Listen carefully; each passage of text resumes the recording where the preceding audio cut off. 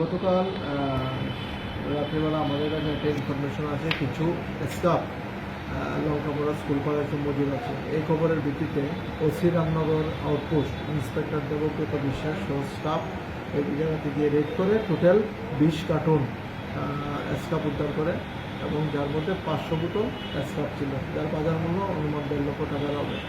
এই বিষয়ে আমরা 157 সিআরপিসিতে একটা তদন্ত শুরু করেছি ওনারশিপ এস্টাবলিশ করার জন্য। কোনো মালিক বা কে বা রাখে থেকে এখন পর্যন্ত মালিক এস্টাবলিশ হয়নি, কিন্তু সন্দেহের তালিকায় অনেকে আছে। আমরা ইনভেস্টিগেশনের সাথে এগুলোর নাম আমরা প্রকাশ করতে পারবো না। কি মনে হচ্ছে এগুলো কি বাংলাদেশের পাচারের জন্য কি রাখা হয়েছিল? ফেন্সিটিভগুলি এখন পর্যন্ত আমাদের ইনকোয়ারিতে যতটুকু এসছে এগুলি পাচারের জন্যই মজুত করা হচ্ছে।